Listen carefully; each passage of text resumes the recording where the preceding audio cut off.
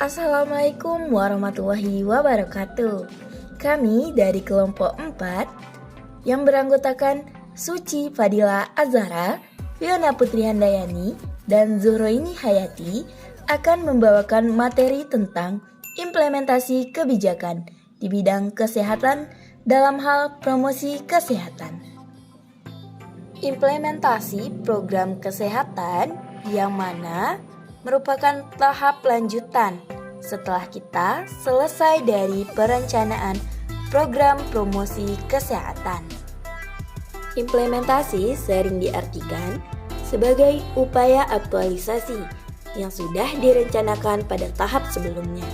Namun, tidak sesimpel itu, karena implementasi merupakan sebuah sistem, bukan hanya aktivitas tanpa kematangan konsep yang berhadapan langsung dengan sasaran. Implementasi promosi kesehatan sejalan dengan penuturan Edward III mengenai 4 variabel yang mempengaruhi keberhasilan implementasi kebijakan promosi kesehatan, yaitu yang pertama, komunikasi. Keberhasilan implementasi kebijakan mensyaratkan agar para aktor implementer mengetahui apa yang harus dilakukan. Dalam hal ini, komunikasi berkenaan dengan pelaksanaan promosi kesehatan. Yang kedua, resource. Tersedianya sumber daya pendukung untuk keefektifan implementasi kebijakan promosi kesehatan, yaitu sumber daya manusia. Yang ketiga, disposition. Kesediaan dari para implementer untuk melaksanakan kebijakan publik. Yang keempat, struktur birokrasi. Kesesuaian organisasi birokrasi, adanya kejelasan dengan mempergunakan standar pelayanan dalam hal promosi kesehatan. Adapun faktor pendukung dan penghambat dalam implementasi promosi kesehatan, yaitu faktor pendukung. Petugas khususnya promosi kesehatan selalu berkoordinasi dengan semua petugas kesehatan di puskesmas dalam memberikan informasi kesehatan kepada masyarakat.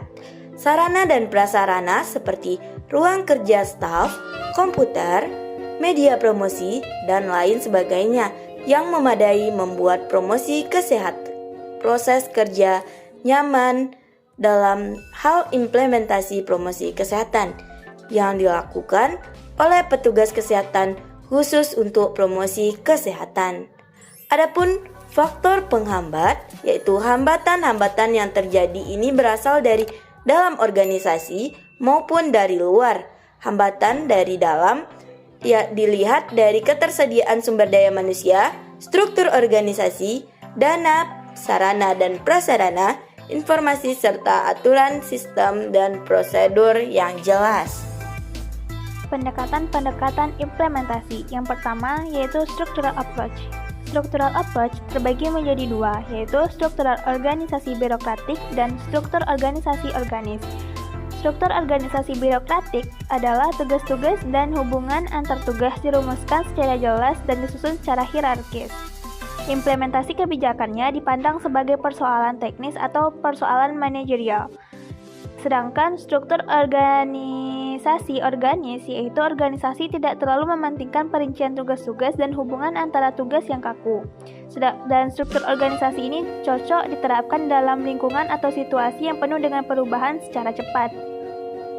5 fase dalam implementasi. Yang pertama, gain acceptance for the program.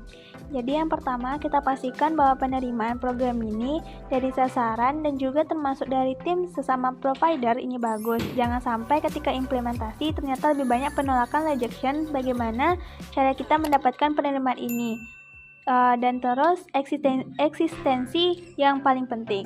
Yang kedua, specify test and estimate resource needs, yaitu aktivitas-aktivitas kegiatan yang akan kita lakukan di dalam implementasi serta harus memperkirakan sumber daya apa saja yang kita perlukan untuk merealisasikan kegiatan atau aktivitas tersebut.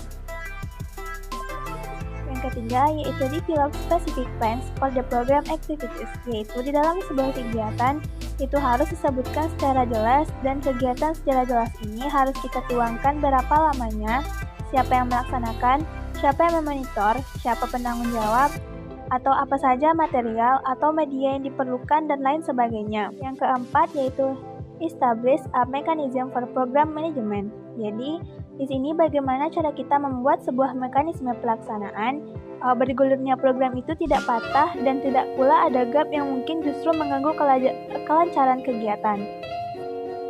Nah, yang terakhir, put plans into action, yaitu kita sudah betul-betul melakukan perencanaan yang baik dan juga di dalam 4 fase sebelumnya diimplementasikan tadi sudah kita perhitungkan dengan baik dan lakukan dengan baik.